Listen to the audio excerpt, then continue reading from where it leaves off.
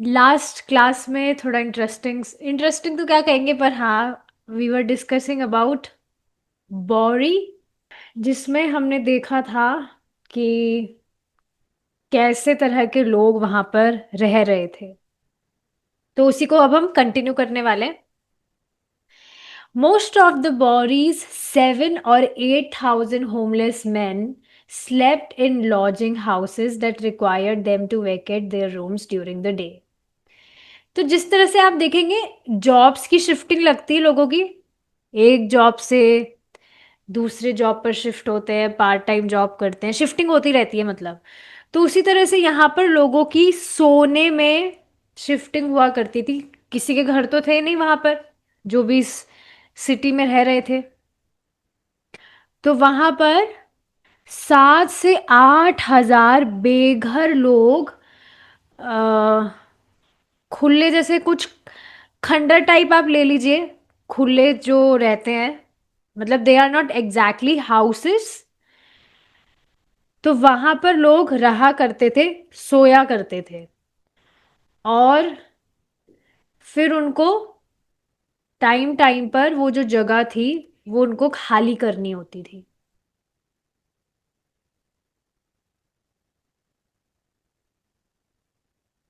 तो इस तरह से था।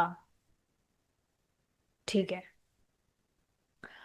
और वहां पर लोगों के पास में कुछ करने को था ही नहीं, जॉब वगैरह कुछ, कोई कुछ ही नहीं था वहां पर। मतलब ऐसा समझिए जैसे कोई पागल खाना नहीं होता है, तो पागल खाने में सिर्फ पागल लोग रहते हैं वहां पर, ना वो कुछ जॉब कर सकते हैं, कुछ भी करने को नहीं होता है उनके पास में।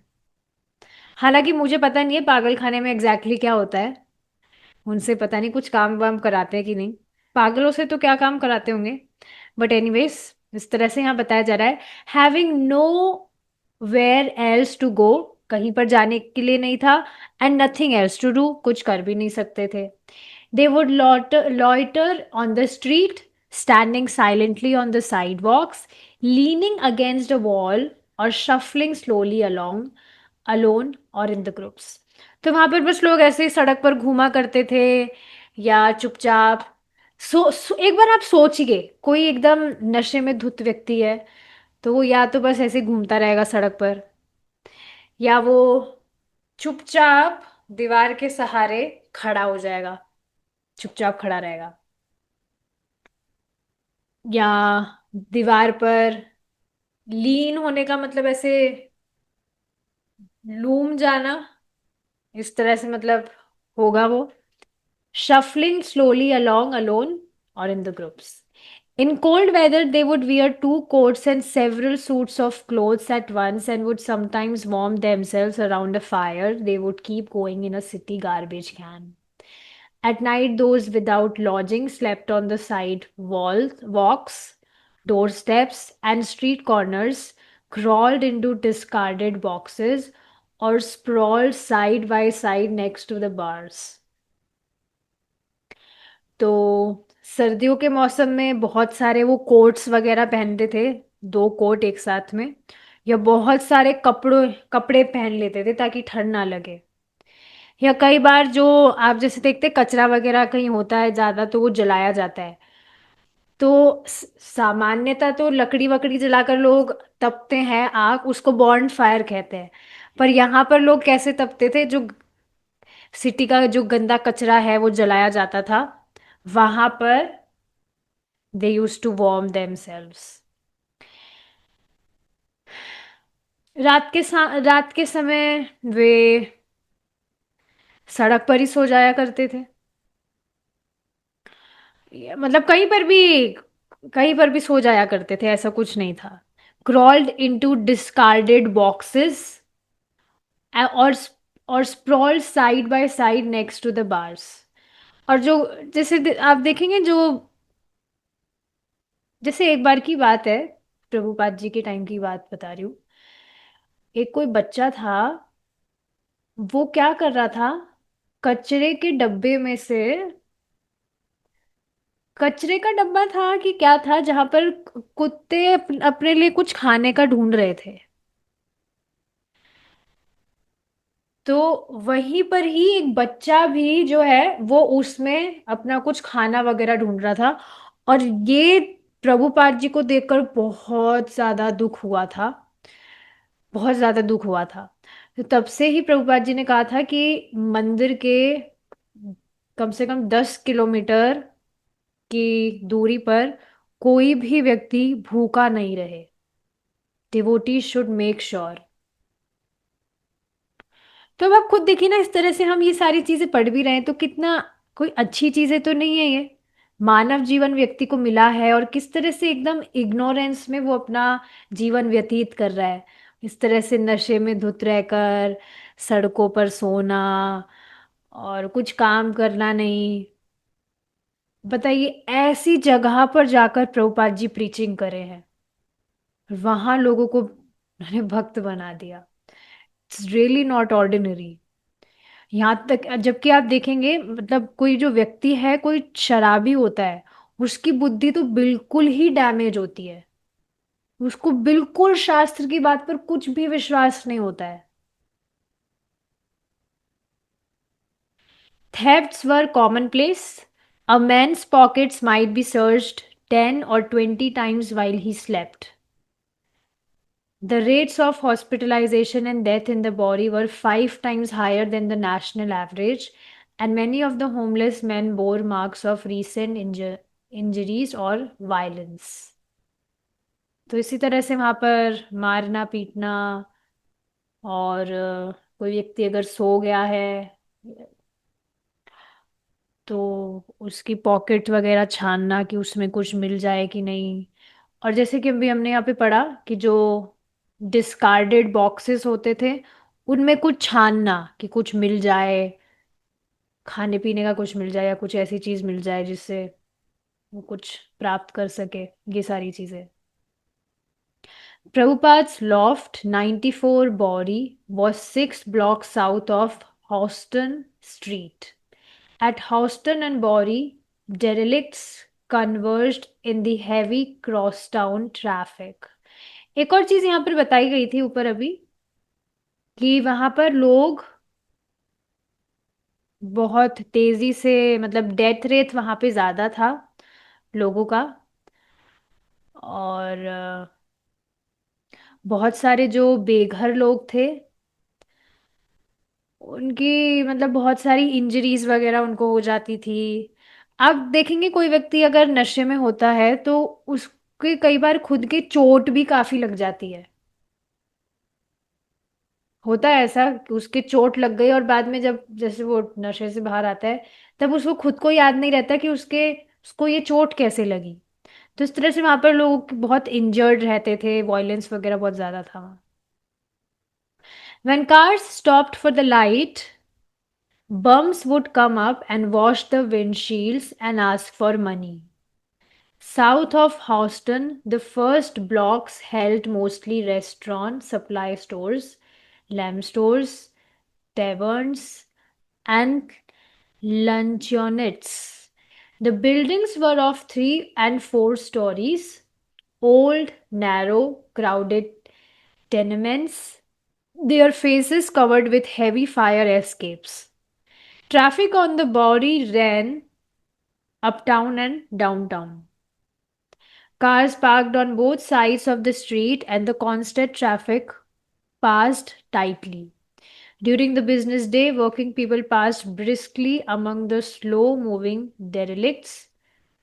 Many of the store windows were covered with protective iron gates, but behind the gates, the store owners lit their varieties of lamp to attract prospective wholesale and retail customers.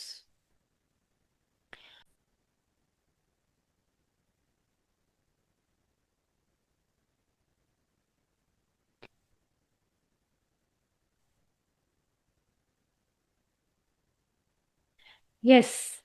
तो बात चल रही थी, आप अब सोचेंगे कि ये जो जगह है इतनी भयानक सी है, यहाँ ऐसे लोग रहते हैं, तो कौन ही व्यक्ति होगा जो वहां पर जाएगा।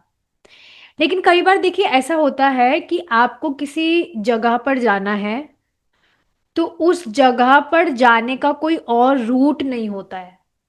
उसी जगह से ही आप जा सकते हैं, आपके पास और कोई चारा नहीं है। चारा मतलब और कोई ऑप्शन नहीं है। तो ऐसा ही कुछ यहाँ से भी पता लग रहा है कि वहां पर से जो गाड़ियां वगैरह जाती थी, तो वहां पर लोग बम्स वगैरह या कुछ भी ऐसा कुछ हल्ला वगैरह करते उनको लूटने के लिए, गाड़ी वगैरह जो थी। तो मतलब बहुत, मतलब कुछ भी गाड़ी जा रही है तो उनका कांच तोड़ दिया, कैसे भी मतलब उनको गाड़ी को रोक कर ताकि उसको लूटा जा सके, तो ऐसा कुछ वहां पर होता था। तो ये सारी चीजें हैं। खुद को प्रोटेक्ट करने के लिए लोग वहां पर अपनी खिड़कियों पर आयरन के गेट्स भी लगाते थे। इस तरह से सारी बातें बताई जा रही है। 94 Bowery was just two doors north of Hester Street. The corner was occupied by the spacious Half Moon Tavern, which was frequented mostly by neighborhood alcoholics. Above the tavern sat a four-story Bowery flop house marked by a neon sign, Palma House, which was covered by a protective metal cage and hung from the second floor on large chains. The hotel's entrance at 92 Bori, which had no lobby but only a desolate hallway covered with dirty white tiles, was no more than 6 feet from the entrance to 94. 94 Bori was a narrow four-story building. It had long been painted grey and bore the usual facing of a massive black fire escape. A well worn black double door, its glass panels reinforced with chicken wire, opened onto the street. The sign above the door read AIR third and fourth, indicating that artists and residents occupied those floors. तो प्रभुपाद जी जिस building में रहने वाले थे उसके विषय में बताया जा रहा है कि कैसी क्या वो दिखती थी, उनके आसपास में क्या थे। आसपास में पड़ोसी जो थे, देवर ऑल्सो एल्कोहलिक्स। और वहां पर ये जो बिल्डिंग्स वगैरह थी, एकदम जैसे पिंजरा होता है। पिंजरे को कैसे, मतलब पिंजरा एक पैक रहता है ताकि उसमें से पक्षी बाहर उड़कर ना जा सके, तो उसी तरह से वहां पर बिल्डिंग्स को इसी तरह से बड़ी बड़ी चेनों से, मेटल केजेस वगैरह से प्रोटेक्ट किया जाता था। प्रोटेक्ट मतलब किया हुआ था ताकि चोर वगैरह अंदर घुस ना सके। तो ऐसे ही बताया जा रहा है कि वो जो बिल्डिंग थी ग्रे कलर की थी, और कैसे कैसे उसके गेट थे, double door, black double door, और हाँ इसी तरह से कवर्ड थी वो। और एक और मतलब वहाँ पे ऐसा कुछ होगा कि कुछ आपने रूम वगैरह अगर रेंट पर ले लिया है, तो वहाँ पर कुछ ऐसा लगा देते हैं बोर्ड वगैरह, जिससे ये मालूम चलता है कि हाँ ये जो पर्टिकुलर फ्लोर है या रूम है ये किराए पर ले लिया गया है। तो ऐसे ये जो वो जो रूम फ्लोर जो लिया था, मतलब प्रभुपाद जी जहाँ रहने वाले थे, उसके इस बाहर भी इसी तरह से लिखा था AIR third and fourth, indicating that the artist in residence occupied those floors. The first floor of the next building, North 96 Bori, was used for storage, and its front entrance was covered with a rusty iron gate. At 98 Bori was another tavern, Harold's, smaller and dingier than the Half Moon. Thus, the block consisted of two salons, a flop house, and two buildings with lofts.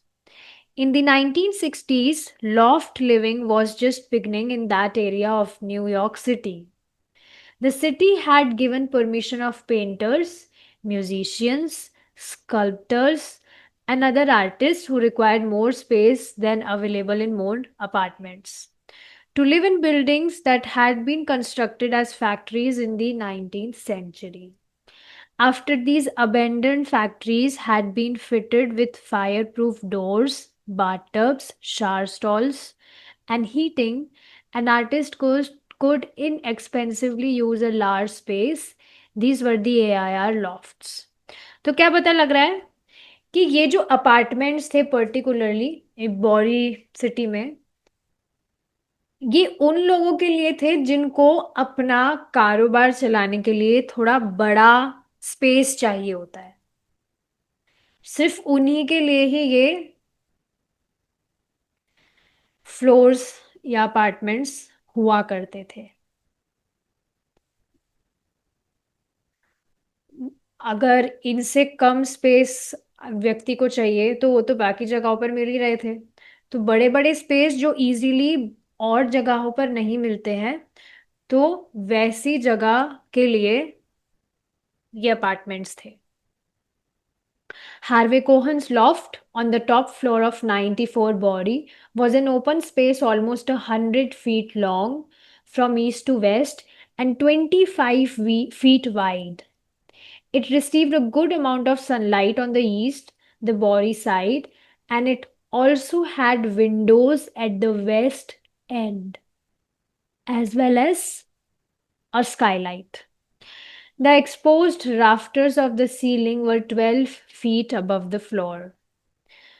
तो ये जो व्यक्ति थे जिन्होंने प्रभुपाद जी को proposal दिया था कि आप मेरे पास में जो स्टूडियो फ्लैट है वहां पर आकर रह सकते हैं आप, तो उन्हीं के विषय में बताया जा रहा है कि कितना बड़ा उनका जो स्पेस था वो किस तरह से बहुत खुला खुला था, बहुत बड़ा था। 100 feet long and 25 feet wide. Harvey Cohen had used a loft as an art studio, and racks for paintings still lined the walls.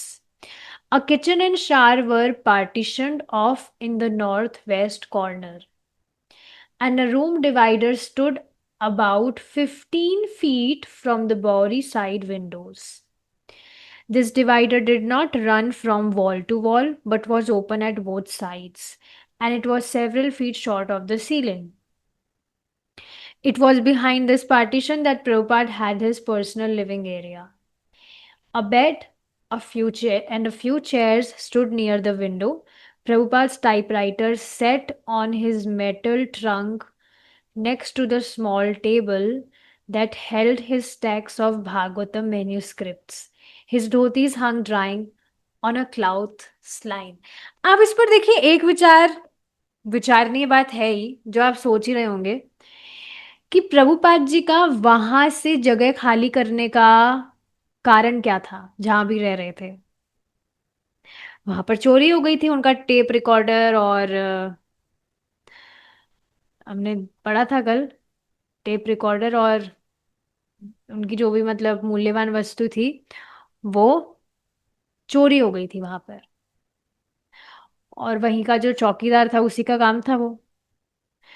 तो उसी के कारण से प्रभुपाद जी उस जगह को खाली करना चाह रहे थे।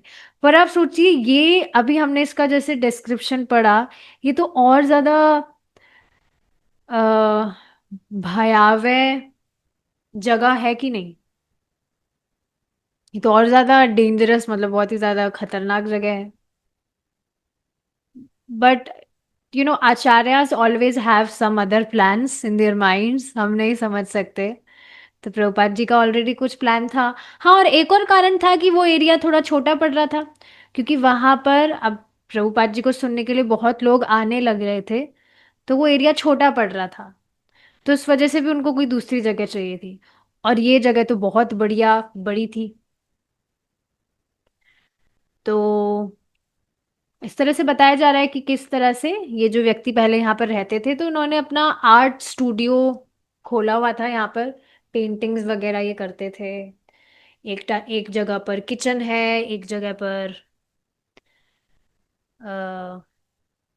शार है। तो इस तरह से सारी चीजें हैं। तो वहीं पर ही प्रभुपाद जी जहाँ रह रहे थे उनका खुद का एक पर्सनल लिविंग एरिया था जहाँ पर वो रहा कर रहे थे। वहां पर उनका बेड था, कुछ कुर्सियां थी खिड़की के पास में ही, और वहां पर उनका टाइपराइटर भी था। So yes. और एक छोटी सी टेबल भी थी जिस पर उनके भागवतम के सेट्स रखे थे, और उनकी जो धोती थी, धोतीस, वो वहां पर सुखाने के लिए उन्होंने लगाई हुई थी। On the other side of the partition was a dais about 10 feet wide and 5 feet deep, on which Prabhupada sat during his kirtans and lectures.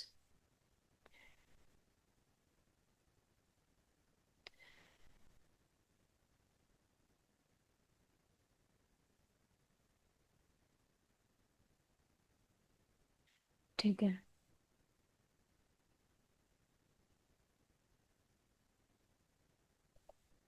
कहाँ थे हम? हाँ। The dais faced west toward the loft's large open space. Open, that is, except for a couple of rugs and an old fashioned solid wood table, and on an easel, Harvey's painting of Lord Chaitanya dancing with his devotees. तो dice का मतलब होता है एक थोड़ा उठा हुआ सा स्थान, कुछ पट्टी वगैरह बोल सकते हैं। तो वहीं पर ही थी, थोड़ी बड़ी थी वो, जहां पर प्रभुपाद जी अपने कीर्तन और लेक्चर्स के लिए बैठा करते थे। ठीक है। तो इस तरह से बताया जा रहा है कि वहाँ ओपन स्पेस में किस तरह से वो वेस्ट के साइड थी, वो जो पट्टी सी थी। और बहुत सारे वहाँ पर पुराने से कुछ कपड़े वगैरह थे, पुरानी सी एक टेबल थी, और एक पेंटिंग थी चैतन्य महाप्रभु की, उनके संगियों के साथ, जो हार्वे कोहेन ने बनाई थी।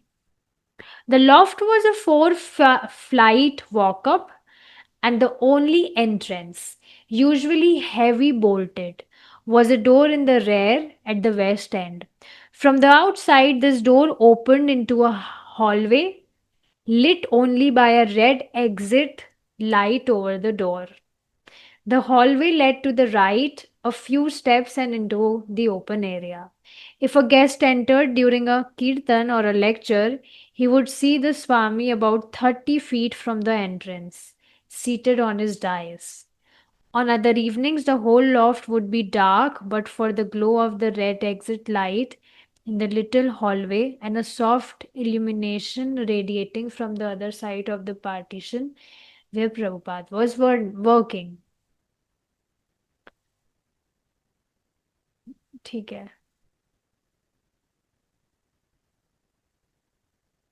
Prabhupada lived on the Bowery, sitting under a small light, while hundreds of derelicts also sat under the hundreds of naked lights. ये कुछ जो words हैं, these are new for me. देखते हैं इनका।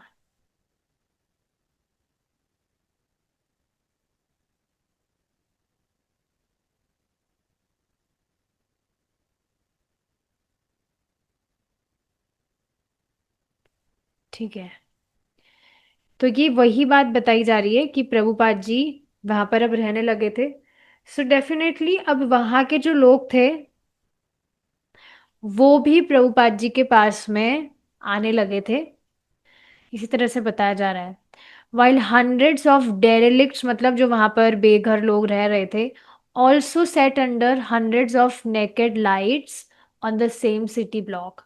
ही had no more fixed income than the derelicts, nor any greater security of a fixed residence. Yet his consciousness was different.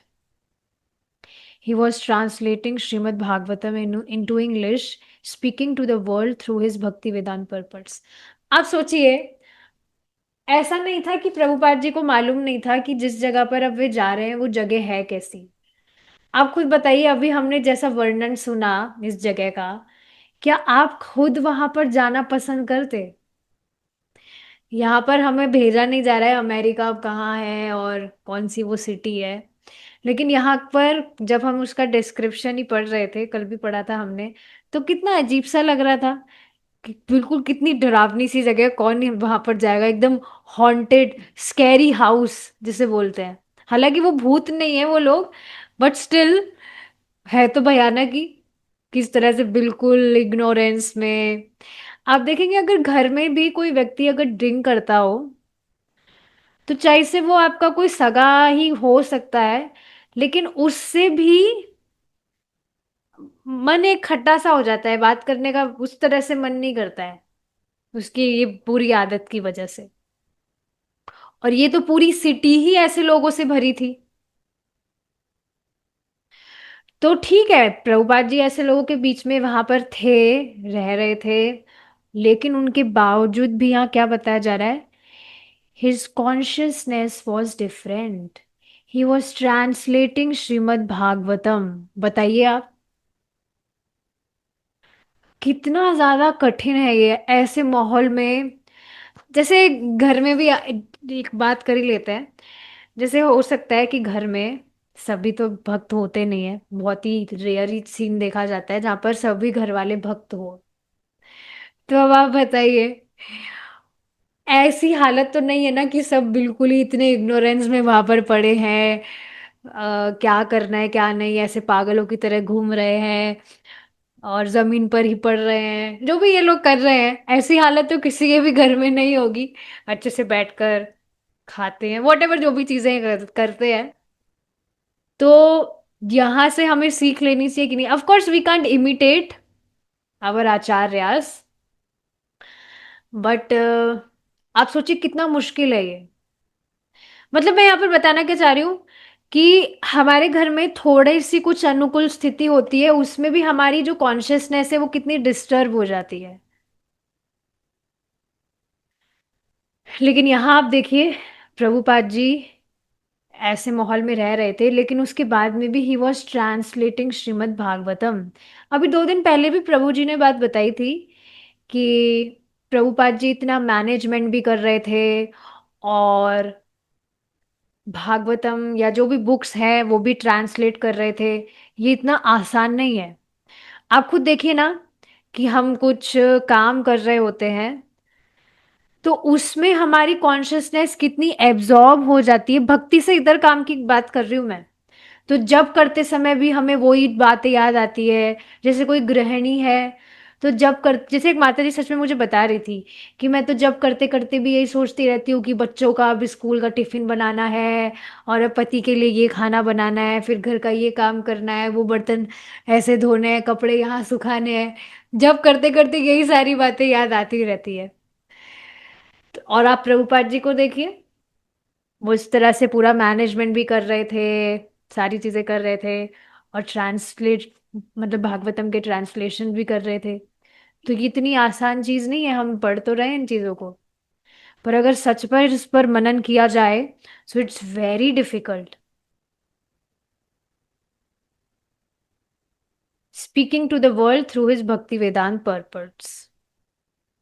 His duty, whether on the 14th floor of a Riverside Drive apartment building or in a corner of a Bowery loft, was to establish Krishna consciousness as the prime necessity for all humanity. पहले कहीं palace नवेनिया में भी रह रहे थे, कहीं पर भी रह रहे थे, वहां पर भी जिस तरह से यहाँ हम पढ़ रहे हैं, प्रभुपाद जी की क्या ड्यूटी थी कि वो कृष्ण भावनामृत का प्रचार करे। कृष्ण भावनामृत एक प्रमुख आवश्यकता है व्यक्ति की, सभी मनुष्यों की, इसको स्टैब्लिश करे। तो चाहे वे रिवर साइड ड्राइव अपार्टमेंट के 14 फ्लोर पर रह रहे थे, या अब यहाँ बौरी सिटी में रह रहे हो, his duty is only this, to preach about Krishna.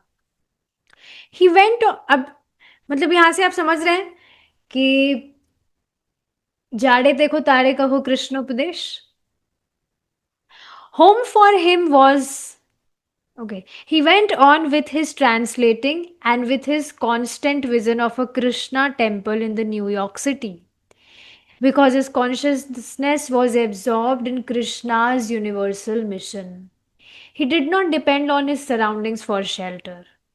Home for him was not a matter of bricks and wood, but of taking shelter of Krishna in every circumstance. As Prabhupada had said to his friends uptown, Everywhere is my home. Whereas without Krishna's shelter, the whole world would be a desolate place. समझ आ ही रहा होगा। जहाँ कहीं भी वे जाते, उनका translation वाला जो वर्क है बस वो जारी रहता। और कांस्टेंट उनकी जो दृष्टि थी कि उन्हें न्यूयॉर्क में भगवान कृष्ण का मंदिर स्थापित करना है, बस ये उनके दिमाग में चलता रहता था। क्योंकि हमेशा उनकी जो कॉन्शियसनेस है वो भगवान के, कैसे भगवान का जो प्रचार है विश्व भर में करना है, बस इसी में ही एब्जॉर्ब रहती थी। एक और बहुत अमेजिंग चीज यहाँ क्या बताई जा रही है, that he did not depend on his surroundings for shelter. अब आप देखिए कितनी हाई कॉन्शियसनेस है। मैं एक बुक पढ़ रही हूँ, श्रीला रामानुजाचार्य जी की बुक है वो। तो उसमें भी रामानुजाचार्य जी के एक डिसाइपल थे, वर वरदाचार्य। तो वो किस तरह से रह रहे थे, उनकी एक वाइफ थी, उनके साथ में वे रह रहे थे, और बिल्कुल गरीबी में, कुछ भी उनके पास में घर में कुछ भी राशन वगैरह कुछ भी नहीं था। और ऐसा नहीं था वो मतलब किसी कारण से उसका उनका बिजनेस वगैरह डाउन हो गया था इस वजह से इस तरह से रोड पर आ गए थे, नहीं। He was doing it intentionally. बाहर जाकर कुछ मतलब जो भी भिक्षा वगैरह ली, जो भी उनको मिला भगवान को ऑफर करके, दोनों हस्बैंड वाइफ आराम से अपना भजन कर रहे, बस उसमें ही भजन कीर्तन में ही रहते हैं। तो आगे एक स्टोरी आती है, वो स्टोरी हम नहीं रख रहे, थोड़ा लंबा हो जाएगा। लेकिन उसमें इस तरह से बताया जा रहा था कि एक बार श्रील रामानुजाचार्य जी और उनके और जो डिसाइपल्स थे वो इनके घर पर आए थे। तो उनकी जो वाइफ है, उन्होंने कुछ अरेंजमेंट्स करके, मतलब to satisfy his spiritual master and devotees, कुछ अरेंजमेंट्स करके बहुत लेविश सा मील वगैरह उनके लिए बनाया था। और बाद में मतलब चलिए स्टोरी डिस्कस कर ही लेते हैं, बहुत इंटरेस्टिंग सी स्टोरी है। इनकी जो वाइफ थी वरदाचार्य जी की, शी वॉज वेरी ब्यूटीफुल। तो उनकी नज़र उन पर किसी व्यापारी की नज़र थी। He was attracted with her beauty. तो वो उसको लुभ उन वो जो मतलब वो जो माता जी थी उनका नाम लक्ष्मी था। वो जो वरदाचार्य जी की जो वाइफ है उनका नाम लक्ष्मी था। तो उसको लुभाने के लिए कभी किसी दूसरी स्त्री को वो भेजता, कभी कुछ पैसे वगैरह भेजता, कुछ जेवर भेजता, कुछ साड़ी भेजता। लेकिन उनका कुछ ध्यान नहीं जाता था कि ये एकदम पागल व्यक्ति है, इसकी तरफ मतलब ऐसे शी वॉज जस्ट नेग्लेक्टिंग। लेकिन एक बार जब श्रीला रामानुजाचार्य जी अपने डिसाइपल्स के साथ में इनके घर पर आते हैं, तो वो थोड़ी चिंतित थी, क्योंकि किचन में तो कुछ था ही नहीं प्रसाद वगैरह बनाने के लिए। तो फिर उन्होंने सोचा कि अब शायद यही एक ऑप्शन रह गया है कि मैं उस व्यापारी के पास जाकर सहायता मांगू, और ठीक है वो जो भी चाहता है उसकी मैं इच्छा पूरी करूं। मतलब ऐसा वो करने वाली नहीं थी, बट शी वेंट देयर। और उन्होंने कहा कि ठीक है तुम जो चाहते हो आई विल डू, बट आप कुछ मतलब सारा अरेंजमेंट आप करिए, अच्छी अच्छी सामग्री मेरे घर पर भेज दीजिए, ताकि मैं मेरे जो गुरु महाराज हैं और जो भक्ताएं हैं उनके लिए मैं अच्छे से प्रसाद वगैरह बनाकर उनको संतुष्ट कर सकूं। तो वो जो व्यापारी था वो बहुत सरप्राइज हो गया कि भाई ये ऐसा कैसे हो सकता है, ये तो बहुत ही विदुषी है और ये इस तरह से यहाँ पर आई है। लेकिन उसने सहायता के लिए सारी सामग्री वगैरह वहां भेज दी। तो बाद में जब वापस से वो घर पर जाकर श्रीला रामानुजाचार्य जी और उनके जो भी डिसाइपल्स थे उनके लिए बहुत अच्छा सा प्रसाद वगैरह बनाकर उनको संतुष्ट करती, और वो भी बहुत सरप्राइज रह गए कि यहाँ पर तो देखने पर तो इतनी दरिद्रता सी है, पर कैसे इन्होंने इतना लेविश मील वगैरह अरेंज कर दिया। बाद में उनके जब हस्बैंड आए वरदाचार्य जी, तो वो भी ये सब देख मतलब वो भी ये सब देखकर सरप्राइज थे कि ऐसा कैसे हो गया। तो उनकी वाइफ ने उनको सारी बातें बताई, किस तरह से वो जो व्यापारी था ऐसे वैसे सारी मतलब उनको सब कुछ उनको बताया। तो बाद में वरदाचार्य जी अपनी वाइफ पर गुस्सा होने की जगह वो उछलकर नाचने लगे कि वाह, ये आई एम ब्लेस्ड, मैं तो बहुत धन्य हो गया कि मेरा तुमसे विवाह हुआ। ऐसे कुछ उन्होंने बताया कि अ, व्यक्ति का एकमात्र जो कर्तव्य है वो भगवान को और भगवान के भक्तों को संतुष्ट करना होना चाहिए। तो इस तरह से था। बाद में जो ये महाप्रसाद बचा था भक्तों का, वो उन माताजी ने जाकर उस व्यापारी को खिलाया। और जैसे जैसे वो व्यापारी महाप्रसाद खा रहा था, उसकी चेतना पूरी परिवर्तित हो गई। और अब वो उन माताजी को अपनी माताजी की तरह देख रहा था। And he was crying, he was lamenting कि मैं कितना पापी था, मेरी इस तरह से कुदृष्टि आप पर थी, एंड ऑल दोज थिंग्स। अब ये सारी स्टोरी मैंने क्यों बताई है, लास्ट वाला जो पार्ट है वो इम्पोर्टेंट है। बाद में क्या किया, वो जो व्यापारी था वो श्रीला रामानुजाचार्य जी के पास में उसने सरेंडर कर दिया कि मैं अपना जीवन आपको समर्पित करना चाहता हूँ, और आप मुझे कृपया शिष्य के रूप में स्वीकार करिए। और उसने जो भी अपनी धन संपत्ति थी वो सब कुछ दान में करा। तो अब रामानुजाचार्य जी चाह रहे थे कि ये जो वरदाचार्य है, इसका इनका जीवन अच्छे से चले जाए, इस वजह से ये सारी लक्ष्मी वगैरह एक्सेप्ट करे। लेकिन उन्होंने क्या कहा कि नहीं, आप ये सब मत करिए, मुझे ये सब नहीं चाहिए। क्योंकि ये जो पैसा वगैरह है, यही एक बहुत ही खतरनाक चीज है जो व्यक्ति की चेतना को भगवान से हटाकर अन्य विषयों में लगा देता है। तो ये स्टोरी हमने डिस्कस की। इसके पीछे का कारण यही था कि जो भक्त है, मतलब मैं ये बताना चाह रही थी कि ये जो भक्त हैं, आप देखेंगे उनकी कितनी एलिवेटेड कॉन्शियसनेस है। वो जानबूझकर सभी कुछ, ऐसा नहीं था अपने आप को वो टॉर्चर कर रहे हैं, वो खुद ही सब कुछ त्याग कर, ही वॉज जस्ट, मतलब सब चीजों से फ्री होकर वो सिर्फ भगवान के भजन में ही लगे रहना चाहते थे। इस वजह से कुछ भी, मतलब एक जो नॉर्मल सी जो चीजें होती है व्यक्ति की आवश्यकता, कपड़ा रोटी मकान, वहां पर भी उनका ध्यान नहीं। So we can not imitate all these things for sure, but ये सारी चीजें हैं। तो ये यही चीज आप यहाँ पर भी देख रहे हैं, प्रभुपाद जी के थ्रू हमें पता लग रही है that he did not depend on his surroundings for shelter. किसी व्यक्ति पर वो निर्भर नहीं थे, he was completely surrendered to Krishna. उनको पता था that Krishna will do everything for me. तो उनके लिए घर ये नहीं था कि बहुत, मतलब ईंटों का या लकड़ी का बना हुआ कोई अच्छा सा मकान हो, but of taking shelter of Krishna in every circumstance. Prabhupada ji ने अपने वहां पर जो उनके मित्र बन गए थे उनको भी बताई थी ये चीज कि हर जगह मेरा घर है, लेकिन जहां पर कृष्ण, अगर कृष्ण का आश्रय नहीं है, तो पूरा घर भी, पूरा जो ब्रह्मांड है वह भी डिसोलेट प्लेस, मतलब घर नहीं है वो। Often he would refer to a scriptural statement that people live in three different modes: goodness, passion and ignorance. अब देखिए, आप ये सारी चीजें जान रहे हैं, पर सामान्यतः लोगों को ये भी नहीं पता है कि ये सतोगुण रजोगुण तमोगुण क्या होता है। Life in the forest is in the mode of goodness. Life in the city is in passion.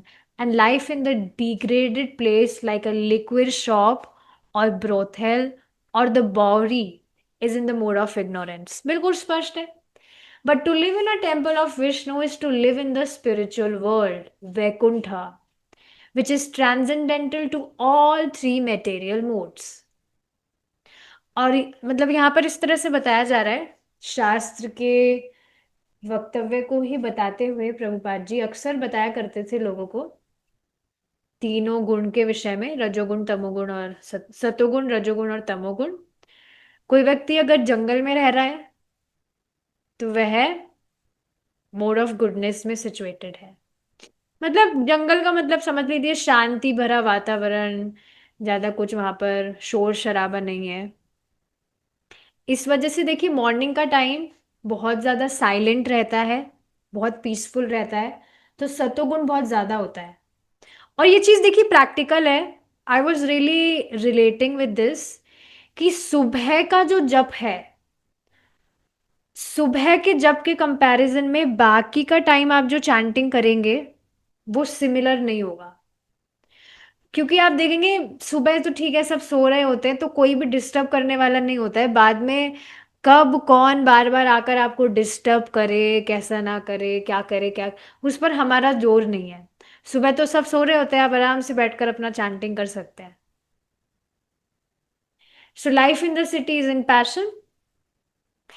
और जो डिग्रेडेड जगहें हैं जैसे ये मदिरालय, हाँ मदिरालय, जहाँ पर मतलब ये शराब वगैरह मिलती है, और ये जो बौरी सिटी है, this is in the mode of ignorance.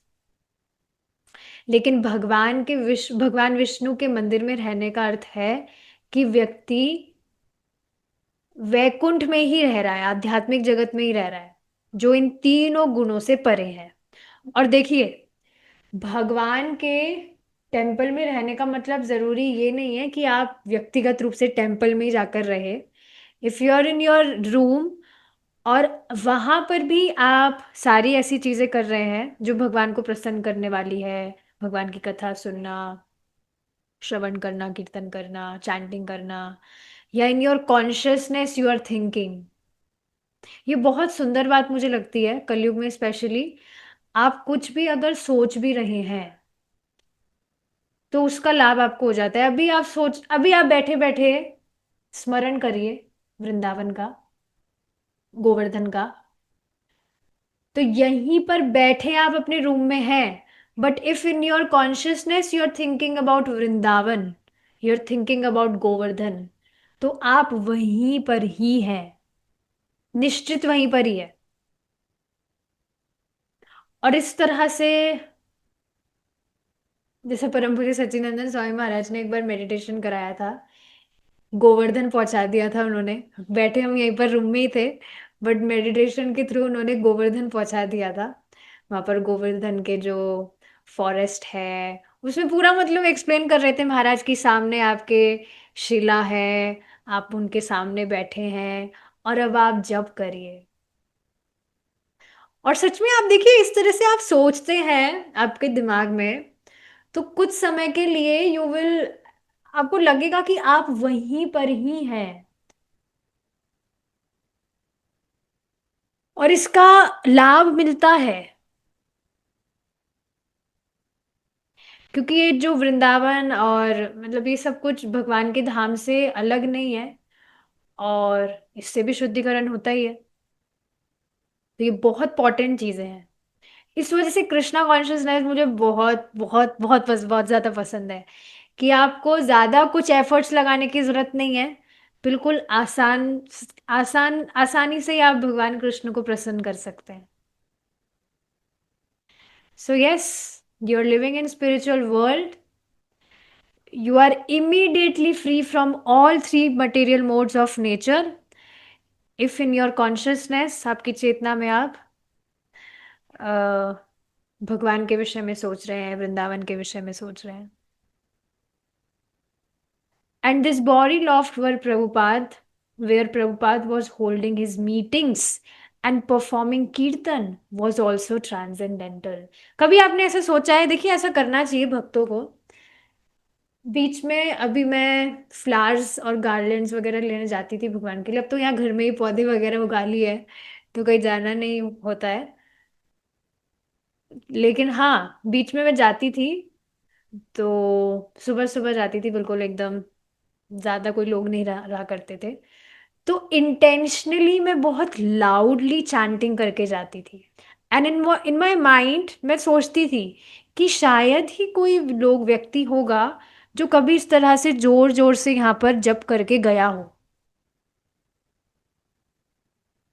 बहुत सारे भारत में भी ऐसी बहुत सारी जगह है जहां पर संभावना है कि हरे कृष्ण महामंत्र वहां पर नहीं है, संपर्क नहीं मिला वहां पर लोगों को। और फिर पूरे विश्व भर का तो कहना ही क्या। सो यस, कॉन्शियसली मैं इस तरह से बीच में बहुत सारे जो पेड़ पौधे हैं उनको कॉन्शियसली मैं हरे कृष्णा महामंत्र चैंटिंग करते हुए डायरेक्ट करती थी। It's very pleasing. करना चाहिए ऐसा भक्तों को, क्योंकि एक भक्त ही ये सारी चीजें समझ सकता है। हरिदास ठाकुर जी स्वयं इस तरह से करते थे वहां पर, जो भी गुफा थी, तो वहां पर जोर जोर से चैंटिंग किया करते थे श्री हरिदास ठाकुर जी। एक बार किसी व्यक्ति ने उनको कहा भी था कि क्यों इतनी जोर जोर से चांटिंग करके डिस्टर्ब कर रहे हो, मन में करना चाहिए, मन में करो। तो नहीं, उन्होंने समझाया था कि मैं यहाँ पर जोर से बोलकर अगर मैं जप कर रहा हूँ तो मेरा तो लाभ हो रहा ही है, साथ ही साथ यहाँ पर जो वृक्ष है, पशु पक्षी हैं, जो भी है जीव, उनका भी, उनको भी संपर्क मिल रहा है इस तरह से, तो उनको भी लाभ हो रहा है। तो इस तरह से कॉन्शियसली डायरेक्ट करना चाहिए। मुझे तो सारी चीजें बहुत मैजिकल सी लगती है कृष्णा कॉन्शियसनेस में। And there is a natural faith, जो भी मतलब, देखिए ना, हम डेली प्रभु जी की क्लासेस में सुनते हैं, या जो भी आप गुरु महाराज से सुनते हैं, प्रभुपाद जी से सुन रहे हैं, तो एक नेचुरल फेथ है कि हाँ, ये बात जो बताई गई है एकदम सही है, और इसको फॉलो तुरंत हमें करने का ट्राई करना चाहिए। तो ऐसा नहीं है आप पहली बार ही सुन रहे हैं, ये बात पहले भी आपने सुनी होगी कि जो पेड़ वगैरह है ये भी कॉन्शियस है और इनको भी लाभ होता है। पर क्या आप सच में करवाए हैं उनको लाभ? करवाना चाहिए, करवाना चाहिए। तो अब यहाँ बौरी में प्रभुपाद जी अपने कथा वहां पर कर रहे थे, कीर्तन वहां पर कर रहे थे। It was also transcendental. सोचिए आप, कितनी अविश्वसनीय सी बात है ये। ऐसी जगह जहां पर लोग एकदम नशे में धुत पड़े हुए हैं, वहां पर ऐसे शुद्ध भक्त के द्वारा उन्हें महामंत्र का संपर्क प्राप्त हो रहा है। देखिए, ये सारी चीजें तो एक शुद्ध भक्त ही कर सकते हैं। शुद्ध भक्त कहिए या भक्त ही कर सकते हैं, ऐसे भी कह सकते हैं। इस बात को आप समझ रहे हैं क्यों? क्योंकि एक भक्त ही, उसके ही चित्त में अवेयरनेस है, he is very much conscious कि मैं कौन हूँ, भगवान कौन है, मेरा उनसे क्या संबंध है, मुझे मनुष्य जीवन मिला है, तो इसमें मुझे करना क्या है, वास्तव में मैं खुद का भला कैसे कर सकता हूँ, और मैं औरों का भी भला कैसे कर सकता हूँ। किसी भौतिक वस्तु से आप किसी व्यक्ति का उस तरह से भला नहीं कर सकते हैं, मतलब वो हमेशा के लिए तो नहीं रहने वाली है। तो इस बात को आप समझ रहे हैं? एक भक्त ही इस बात को समझता है कि वास्तव में जीव का कल्याण किस में है। When he was behind the partition, working in his corner before the open pages of Srimad Bhagavatam, that room was as good as his room back at the Radha Damodar temple in Vrindavan. So yes, वहां पर जब पीछे की तरफ प्रभुपाद जी अपना श्रीमद् भागवतम के translation कर रहे थे, तो वो कमरा बिल्कुल उसी कमरे की तरह था जैसे वे वृंदावन में राधा दामोदर टेम्पल में अपने रूम में रह रहे थे। News of the swamis. जैसे कल की बात मैं बताती हूँ। अभी कुछ टाइम से ये दिवाली वगैरह में सब कुछ बिजी चल रहे थे। मैं तो अपना अलग से ही थी, I was not busy at all. तो कल गोवर्धन पूजा थी। तो परम पूज्य राधानाथ स्वामी महाराज का एक भजन मुझे किन्हीं भक्त ने भेजा था बहुत टाइम पहले। उसमें महाराज ने गाया था, मेरे मन मंदिर में एक बार तो आ जाओ गिरधारी प्यारे। हारमोनियम पे महाराज बजा रहे, बहुत पुराना वीडियो है वो महाराज का, when he was very young. तो कल उसको मैं चलाकर बैठ गई, and I was practising my harmonium. और पूरा 1 घंटा निकल गया था। और इसी तरह से लग रहा था, उसको मैं स्पीकर पे चला कर बैठ गई थी। और इसी तरह से लग रहा था जैसे भक्तों के साथ में बैठकर आराम से मैं कीर्तन कर रही हूँ, बिल्कुल एकदम जो क्या बोलते हैं, ट्रेडिशनल जो फील होता है कि ट्रेडिशनल मतलब आप समझ रहे हैं कि भक्त बैठकर मृदंग बजा रहे हैं, करताल बजा रहे हैं, बिल्कुल वैसा ही फील हो रहा था। It was very amazing. तो आप इस तरह से समझ रहे हैं कि इस तरह से मैं यहाँ पर बैठकर कीर्तन कर रही थी स्पीकर पर चलाकर, तो ऐसे ही लग रहा था कि वृंदावन में बैठकर भक्तों के साथ में जैसे कीर्तन करते हैं। जैसे कभी प्रभु जी के घर आपका जाना हुआ हो, तो वहां पर भी स्पेशली अगर हम यहाँ से मतलब जयपुर से जाते हैं तो हम उनको बता देते हैं कि हमें कीर्तन करना है, तो आप थोड़ा एक्स्ट्रा एक्स्ट्रा कीर्तन के लिए पहले ही अनाउंस कर दीजिए। तो वहाँ पर अभी तो थोड़ा टाइम हो गया गए हुए, तो कम से कम आधा 1 घंटे तक कीर्तन वहाँ पर अ, कर रहे थे। तो बिल्कुल वैसे ही लग रहा था, I was sitting in my room but इस तरह से लग रहा था I am in Vrindavan. It's very amazing. So yes, Prabhupada ji वहां पर थे and it was as good as his room back at the room Radha Damodar temple in Vrindavan. ये एक पैराग्राफ और पढ़ लेते हैं, then we'll stop. News of the swamis move to the Bowery loft spread mostly by word of mouth at the Paradox restaurant, and people began to come by in the evening to chant with him. The musical kirtans were especially popular on the Bori. Since the Swami's new congregation consisted mostly of local musicians and artists who responded more to the transcendental music than to the philosophy.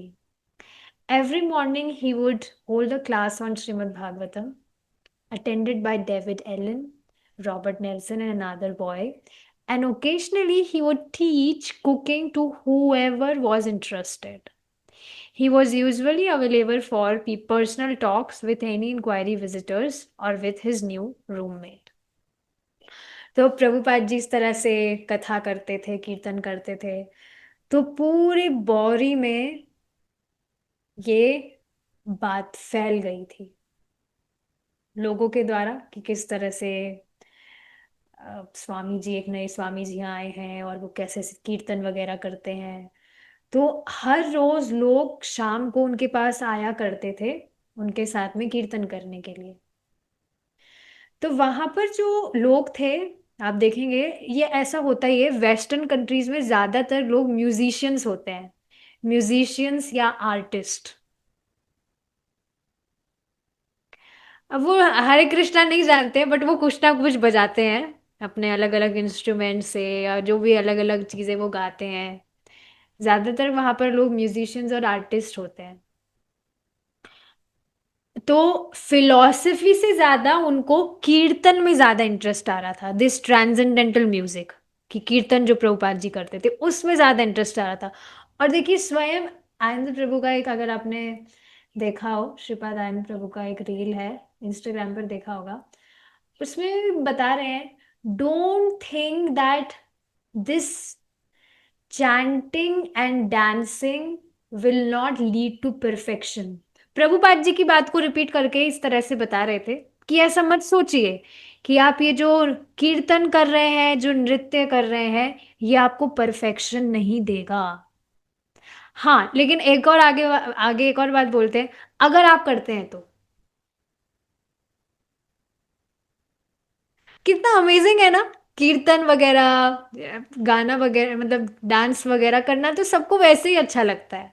Now you do it for Krishna, और भगवान के लिए कीर्तन गा गा के, नृत्य कर कर के ही आप उनके पास में लौट जाएंगे।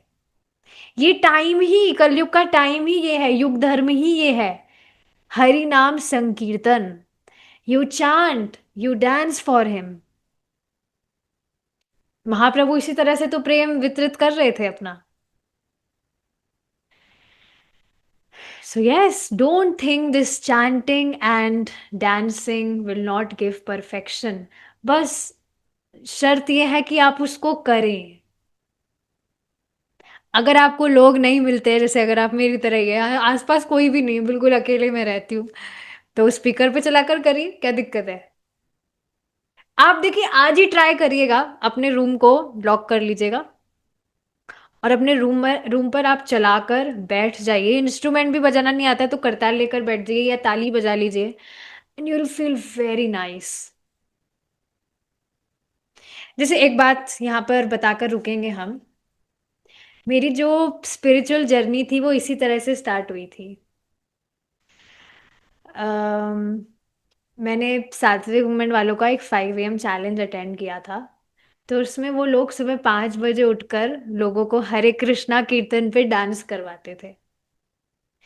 तो बाद में वो जो होस्ट थे, जो वो सेशंस लेते थे, वो बता रहे थे कि मैं तो 3 बजे उठ जाता हूँ। मैं थोड़ा एक्स्ट्रा ऑर्डिनरी काम करना चाहता हूँ, तो मैं 3 बजे, जब जब सब लोग सो रहे हैं, मजे से अपनी नींद पूरी कर रहे हैं, उस समय मैं उठकर I work on my self. तो वहां से मुझे भी इंस्पिरेशन मिला, मैं भी 3 बजे उठूंगी। तो 3 बजे उठकर, मुझे अभी तक याद है, स्टार्टिंग से यहाँ पर एक ही भगवान का फोटो था, भगवान राधा कृष्ण का एक फोटो है रूम में। तो उनके सामने मैं हरे कृष्ण, वो जो हरे कृष्णा कीर्तन उन्होंने चलाया था ना, वो मैंने मेरी लाइफ में पहली बार ही सुना था। और वो बहुत अमेजिंग मुझे लगा था, बहुत ज्यादा वो एनर्जेटिक कीर्तन था, अभी भी है। तो उसको मैं 3 बजे चलाकर मैं उसको भगवान के सामने डांस करती थी। और मुझे खुद पे भी हंसी आती थी, और मैं ये भी सोचकर हंसती थी कि अचानक से किसी की नींद खुल जाए और वो देखे कि भाई ये क्या, 3 बजे की पागल हो गई है, ये क्या कर रही है 3 बजे उठकर। मुझे बहुत ज्यादा हंसी आती थी ये सारी बातें सोचकर। सो यस, फिर आगे जाकर धीरे धीरे ग्रंथियां खुलती गई, भगवान ने भक्तों का संग दिया, और सारी चीजें फिर होना स्टार्ट हो गई। इस पर वेदवादिनी माता जी भी बता रही थी एक बार कि वो भी इसी तरह से करती थी, सुबह मायापुर की मंगला आरती चलाकर, अपने गेट को बंद करके, मतलब स्पीकर पर तो नहीं चलाती थी सुबह, पहले ईयरफोन्स लगाकर, और सुबह मंगला आरती चलाकर शी यूज टू डांस। तो आप देखेंगे इसी तरह से this dancing and chanting will give perfection. करना चाहिए इसको।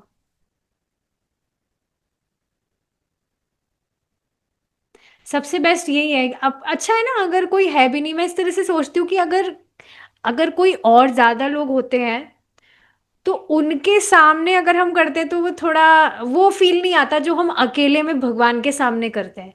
क्योंकि उस समय हमें कॉन्शियसनेस भी पता है कि हमें कोई नहीं देख रहा है, कृष्णा इज वॉचिंग मी। मेरे साथ ऐसा होता है, जैसे मुझे कभी कीर्तन वगैरह भी गाना होता है, तो अगर और भक्त वगैरह भी होते हैं, तो थोड़ा इस तरह से मेरा थोड़ा डिस्ट्रैक्ट हो जाता है टेंशन, कि मुझे थोड़ा अच्छे से गाना है ताकि सबको थोड़ा ठीक लगे। ऐसा थोड़ा डिस्ट्रैक्ट हो जाती है मेरी consciousness. But when I am alone, when I am singing alone, तो मुझे पता है that I am singing it for Krishna. भगवान सुन रहे हैं, भगवान मेरे सामने है। So I am more comfortable alone, अकेले रहकर ही, अकेले रहकर ही कीर्तन गाना, मतलब मैं इस तरह से बता रही हूँ। हालांकि हमें डिवोटी एसोसिएशन में भी करना चाहिए, बट मैं क्या बता रही हूँ, आप ऐसा मत सोचिए कि मेरे साथ तो कोई है ही नहीं, तो मैं कैसे क्या। So Krishna is there, you do it for Krishna, so it's very amazing.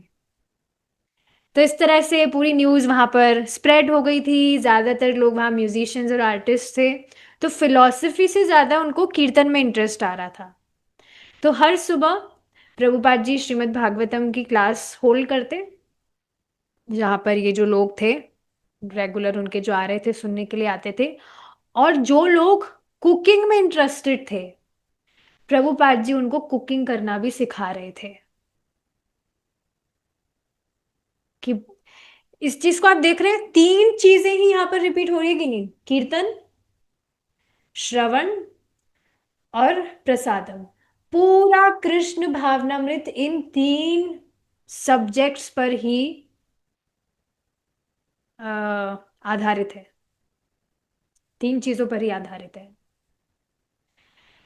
और पर्सनली अगर किसी व्यक्ति का कुछ डाउट वगैरह होता, कुछ उनको एनक्वायर वगैरह करना, तो Prabhupada ji was always there to personally talk with them. ठीक है, अब आगे का जो डिस्कशन है वो हम कल कंटिन्यू करेंगे, भगवान ने चाहा तो। Thank you so much for joining and giving your time. Hare Krishna. Srila Prabhupada की जय।